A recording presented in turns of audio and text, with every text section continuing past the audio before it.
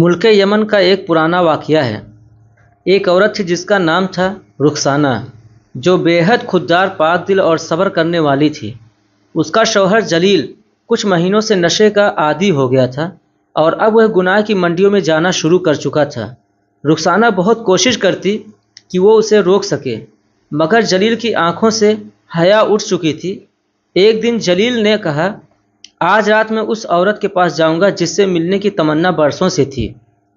اگر میرے پاس پیسے نہیں ہیں تو میں تجھ سے زیور لوں گا۔ رخسانہ نے اس کا چہرہ دیکھا اور کچھ بھی نہیں کہا، چپ چاپ کمرے میں گئی اور اپنا سب کچھ بالیوں سے لے کر پائل تک ایک تھیلے میں ڈال کر باہر آ گئی اور کہنے لگی، اگر جانا ہی ہے تو چلو، میں خود لے کر چلتی ہوں، مگر ایک وعدہ کرو، آج رات صرف وہی راستہ پکڑو گے جو میں دکھاؤں۔ جلیل ہنسا اور کہا، ٹھیک ہے، مگر مجھے وہاں پہنچا دینا۔ رخسانہ نے اسے اپنے کندھے پر اٹھایا۔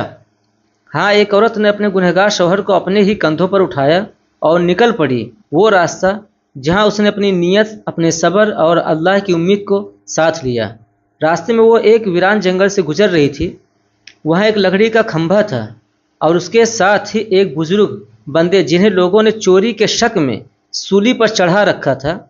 ان کا نام تھا حضرت سلیم الدین رحمۃ اللہ تعالی علیہ۔ وہ چاہے تو اپنی روحانی طاقت سے سولی سے اتر سکتے تھے، مگر بچپن میں چینٹیوں کو ستانے کا گناہ آج بھی ان کا پیچھا کر رہا تھا۔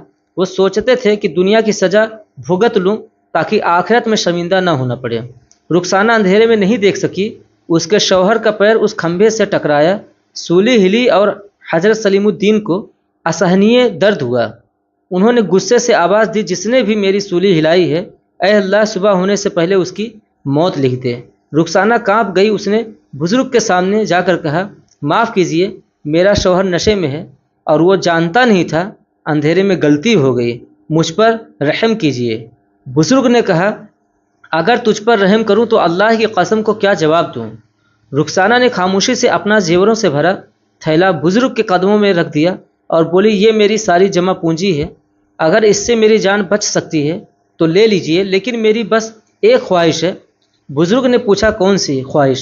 رخسانہ نے کہا، صبح سے پہلے میری موت نہ ہو تاکہ میں اپنے شوہر کو اس راستے سے واپس لا سکوں جہاں وہ پوری طرح ڈوبنے والا ہے۔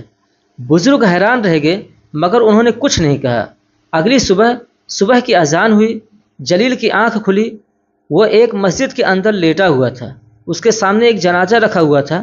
لوگ کہہ رہے تھے، ایک عورت جو رات کو جنگل کے راستے کسی کو کندھے پر لے کر جا رہی تھی، اس کی موت ہو گئی۔ بزرگ نے سلیم الدین رحمۃ اللہ علیہ نے اس کی نماز جنازہ خود پڑھائی۔ جلیل دوڑ کر جنازے کے قریب پہنچا۔ کفن کھولا گیا اور وہ اپنی بیوی رخسانہ کو دیکھتا رہ گیا۔ اس کی آنکھوں میں آنسو نہیں، آگ برسنے لگی۔ اس کے ہاتھ کانپ رہے تھے۔ وہ زمین پر گر پڑا اور بس ایک ہی بات دہراتا رہا، میں نے اپنی حفاظت کرنے والی کو خود مار ڈالا۔ جس عورت کو وہ فاحشہ کے پاس لے جانا چاہتا تھا، وہ عورت اسے جہنم کے دروازے سے کھینچ کر جنت کی طرف لے گئی، مگر خود سورج نکلنے سے پہلے دنیا سے چلی گئی۔ جو عورت اپنے شوہر کے لیے اپنی جان دے دے، وہ اللہ کے سب سے قریب ہوتی ہے۔